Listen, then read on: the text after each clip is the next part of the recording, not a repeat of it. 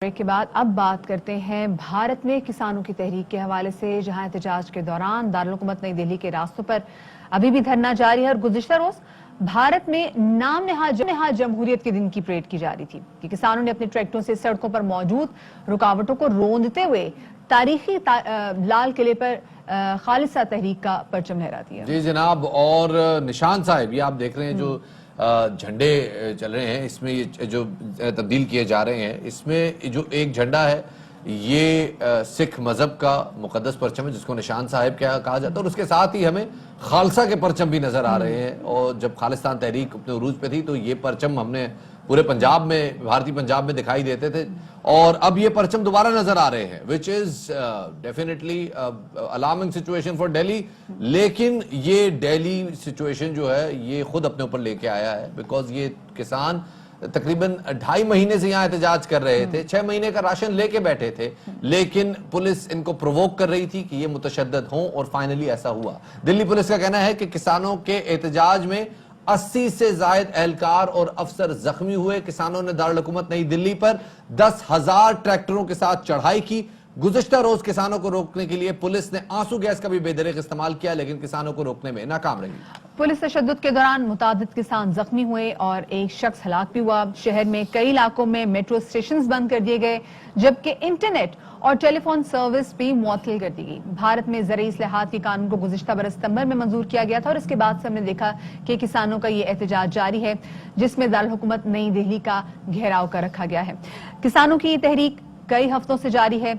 सख्त सर्द मौसम में भी हजारों किसान, भारत के हजारों गरीब किसान नए ज़रई इस्लाहात के खिलाफ एहतजाज करते हुए इन कवानीन की मनसूखी का मुतालबा भी कर रहे हैं। और हम साथ में ये भी देख रहे कि किस तरीके से मोदी मीडिया जो है वो किस तरीके से एक मुनज़्ज़म साजिश के तहत इन किसानों के खिलाफ शफात बार बार साजिशें कर रहा है। ये किसान जो कि अपने ट्रैक्टर के साथ यहाँ पर मौजूद है, जो निहत्थे किसान यहाँ पर आए हैं, मुसलसल मोदी का जो मीडिया है वो इन किसानों को बुरे तरीके से, उनकी कोशिश है कि किसी भी हम इनके खिलाफ ऐसी साजिश चले ताकि लोगों को लगे जी ये किसान ये तो आतंकवादी हैं। जी जनाब, और चूंकि भारतीय मोडिया, जिसे हम इंडियन मोडिया कहते हैं, वो मीडिया जो कि मुकम्मल तौर पे मोदी नैरेटिव पे ऑन बोर्ड है, और किसी भी आवाज को जो कि हुकूमत पर एहतजाज करे या हुकूमत पर तनकीद करे उसको दबा देता है, उसको कोशिश करता है कि उस आवाज को डिस्कनेक्ट कर दिया जाए, तो आवाज दबती नहीं है जनाब। ये उन तमाम लोगों के लिए जो आवाजों को दबाना चाहते हैं उनके लिए एक वार्निंग है कि आवाजें दब नहीं सकती। बिल्कुल शफात। और इसके अलावा हमने देखा कि ना सिर्फ भारत में बल्कि भारत से बाहर जहां जहां वो लोग जिनका समहाउ कहीं ना कहीं से वो भारत के मजालिम का शिकार रहे हैं, वो हमारे कश्मीरी बहन भाई हों, वो हमारे सिख बहन भाई हों, वो लोग जो कि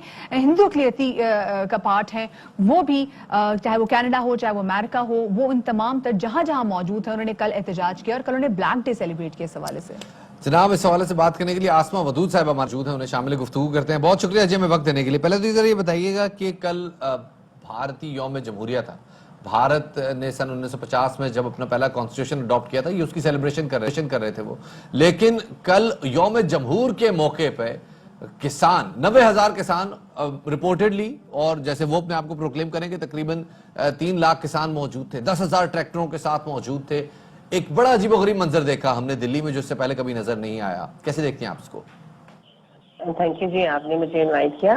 एक्चुअली इंडिया जो है वो एक सेल्फ डिस्ट्रक्टिव मोड में है, और ग्रेजुअली ये एक सीरीज ऑफ इवेंट है वन आफ्टर अनदर कि वो जैसे शाइनिंग इंडिया का उन्होंने एक बलून बनाया हुआ ना, बबल बनाया हुआ, वो बस्ट होने की तरफ ग्रेजुअली बाय डिफॉल्ट जा रहा है। उसमें ना उसकी इकोनॉमी स्ट्रेंथ उसको सपोर्ट कर रही है, ना फॉरेन इन्वेस्टमेंट उसे सपोर्ट कर रही है। सिर्फ एक वो जो एक हिंदुत्व मेंटालिटी है ना, एक सुपीरियोरिटी कॉम्प्लेक्स एक सर्टेन सेक्शन ऑफ सोसाइटी में जो इनकलकेट कर दिया गया है, उसकी वजह से वो एक सेल्फ डिस्ट्रक्टिव मोड में है।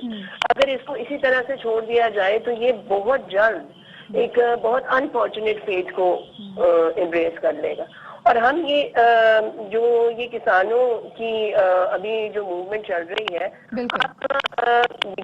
मतलब ये उनका बेसिकली फूड सोर्स है। पंजाब को अगर आप निकाल दें तो India can not survive even like 40 days. Exactly ये किसान जो कि आज सड़कों पे बैठे हुए, काफी ऐसे सड़कों पे बैठे हुए, ये इनकी बैकबोन है, वो उनके साथ ऐसा सलूक कर रहे हो। जैसे आप शाइनी इंडिया के बैलून की बात कर रही थी, ये बैलून कब से बर्स्ट हो चुका है पूरी दुनिया के सामने। जो भारत फेक डेमोक्रेसी कर रहा था ना, उसका डेमोक्रेसी की मिसाल तमाम दुनिया के सामने आ गई। लेकिन सम हम फिर भी देख रहे हैं कि मोदी गवर्नमेंट जो है वो इतने बड़े मसले को हल करने की तरफ नहीं जा रही, बल्कि वो मजीद इनको प्रोवोक कर रही है, मजीद इनको इश्तियाल दिला रही है। देखिए, वो एक सर्टेन थिंकिंग पैटर्न पे चलती है। जैसे आपने अभी मीडिया का जिक्र किया, ये वो मीडिया है जिसने इलेक्शन जीतने के लिए वॉर एक प्रोवोक करवा दी between two nuclear countries, Pakistan and India. जो अभी मोदी का साहब का लास्ट इलेक्शन जो उन्होंने जीता है, वो बेसिकली उस फेब्रुअरी इवेंट पे जीता है, एक फ्लैश पॉइंट जिससे पूरी दुनिया की वेलबींग इंडेंजर हो सकती है, उसको वर्नरेबल कर दिया इस मीडिया के यूज करते।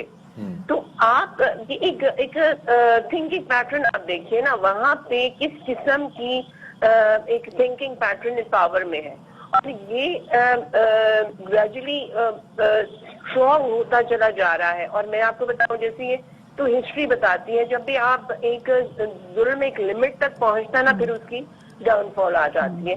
यहाँ पे ये कुछ भी नहीं चाह रहे, ये सिर्फ अपना जो इनका एक राइट इंटरेस्ट है, ये कॉर्पोरेटाइजेशन करना चाह रहे हैं वहां पे बहुत ज्यादा, जो कि फर्दर अनइक्वल वेल्थ डिस्ट्रीब्यूशन को पेव करेगी। इसको खाली ये रिवोक करना चाह रहे हैं। वो कुछ ऐसा अननेसेसरी ओवर द बोर्ड नहीं मांग रहे जिसको इतना आयरन हैंड के साथ हैंडल किया जाए। लेकिन फिर भी वो एक मेंटालिटी है, एक स्ट्रॉन्ग मेंटालिटी है, जो हम कश्मीर में देखते हैं, जो हम और जगहों पे देखते हैं, जिसका रिफ्लेक्शन हमें यहाँ पे भी नजर आ रहा है। मगर यहाँ पे दरअसल इनकी अपनी वेलबींग इंडिया की इन लोगों से एसोसिएटेड है। अगर ये इस चीज को ज्यादा स्ट्रेच करेंगे इन द लॉन्ग रन, ये बहुत ज्यादा सवाल यही पैदा होता है कि आखिर इन किसानों के साथ ना तो कोई बातचीत की जा रही है, और किसानों के साथ शुरू में बातचीत ये जो की भी गई थी वो सिर्फ ये थी कि आप यहां से वापस चले जाएं, हम उसके बाद देखेंगे। एक साल आप लोगों को ये गुजारा करना पड़ेगा कि जिस तरह से आप जो अपनी फसलें सरकारी रेट पे पहले बेचते थे, अब आपको प्राइवेट रेट पे बेचने पड़ेंगी। एक साल बाद अगर ये ना हुआ तो उसके बाद देखेंगे। जानबूझ के सिचुएशन को स्पॉइल किया गया है।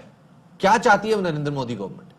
बेसिकली वहां पे मसला ये है ना कि ये डिफरेंट इंस्टीट्यूशंस जो कि आपके लोगों के टाइप प्रिजर्व करते हैं, ये कलेक्टिव एक मोदी के इंटरेस्ट को प्रिजर्व करने के लिए इन्होंने अपनी सारी एनर्जीज एक जगह जमा कर दी है। अब वहाँ की सुप्रीम कोर्ट ने मोदी साहब को एक सेफ एग्जिट देने की कोशिश की पिछले दिनों इसी किसान मूवमेंट के हवाले से अर्ली जनवरी।